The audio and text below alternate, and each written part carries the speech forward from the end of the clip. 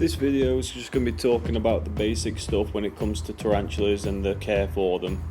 So we'll call this one Tarantulas 101 or something like that. First thing you might hear when talking about tarantulas, for the first few times at least, is three main things, which is terrestrial, arboreal and fossorial. These are basically just dictating what the tarantula commonly does in its natural habitat and also in captivity. Terrestrial means that it spends most of its time walking around on the ground. Arboreal means it does like to climb a lot more, and fossorial means it actually likes to make burrows and hide underground. Keep in mind though that no matter which one of these categories a tarantula falls into, it does also like to do all three, and sometimes none at all. It'll just either sit there, be a pet rock, or sometimes a terrestrial tarantula will climb, sometimes it'll burrow, sometimes arboreal tarantulas will go down to the ground and burrow as well. They just kind of go all over the shop really, but these are good categories for the simple fact of it gives you a basic understanding of the nature of the creature. Another very common sort of terminology you'll hear in the hobby is Old World and New World, and what this means is whether the tarantula is from an Old World country like anywhere in Africa, Asia, places like that, and New World will be your Americas, and pretty much this dictates a few things. Mostly when it comes to Old World tarantulas, their venom will be a lot more potent and they'll also be a lot flightier, so they'll try and run away. They'll be more inclined to throw up a threat posture, whereas the New World tarantulas, their main defense is actually usually kicking urticating hairs, and the venom's not as potent, but what they can do is mechanical damage. So there will usually be quite large tarantulas like your bird-eating tarantulas along the lines of the sturmies, and they can actually cause quite a lot of damage just through brute force. One thing that will annoy a lot of keepers is when people ask if a tarantula is poisonous. There is no such thing as a poisonous tarantula, but the term we use is venom. Think of it this way: you can poison yourself but you can't venom yourself. Venom is something that a creature will actually produce within itself, and it will use some form of way of injecting it into you. When it comes to categorising tarantulas by age, there's a few little subcategories that we use. These are sling or spiderling, which is the babies. We have juvies, which is a little bit grown on from that. We have subadults, which are almost fully grown tarantulas, and then we have adult, which is adult tarantulas. When discussing mature or adult tarantulas, we use two categories for this one, which is MM, which stands for mature male, and MF, which is mature female, and that's pretty much as basic as it gets.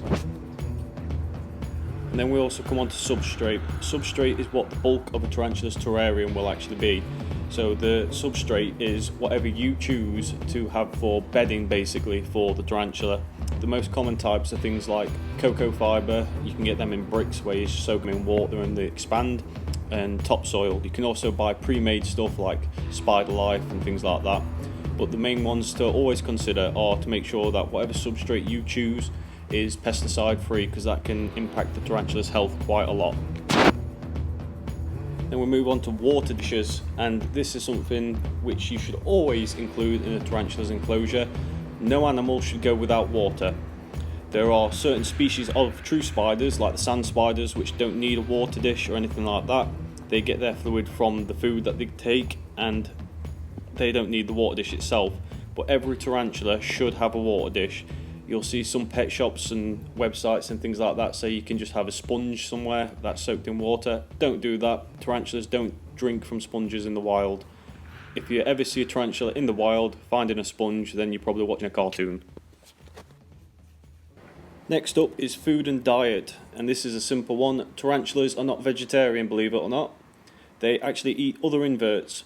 So some spiders and some tarantulas might also eat things like small mice every now and again. I know that with Theraphosa sturmi and a lot of the Theraphosas, actually, they can take down quite large prey, but that doesn't mean you have to feed them quite large prey very often.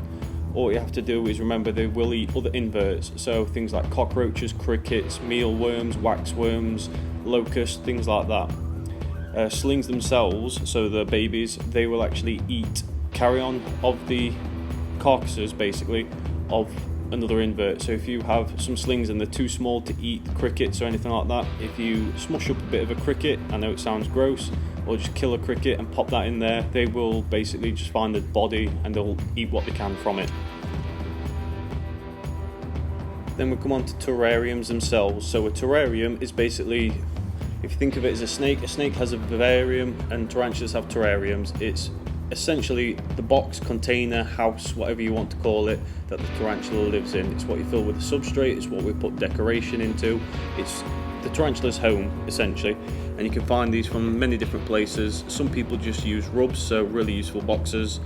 Some people will actually buy specific enclosures for tarantulas from places like Spider Shop.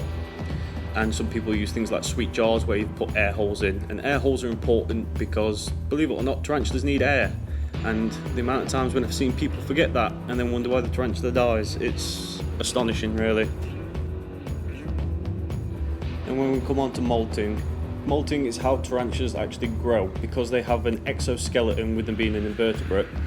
The way they actually grow is they'll get fat, they'll develop a bald patch, and then they will actually break out of their old exoskeleton, shell, old skin, whatever you want to call it, and they will push themselves out of that, and they'll be much larger, but they'll be soft for a little while, so they can't actually be fed for a little while until they harden back up. So keep that in mind. If your tarantula's on its back, usually that's a good indicator that it's about to molt or molting. It's not dead. It's not dead at all, it's just getting ready to grow, and it's always a good thing to watch. It's really cool, actually. Arachnotube with Garis, he's actually got a really cool and very popular video of a Theraphosa sturmey, the Goliath, molting, and it's amazing. I highly recommend you go watch that.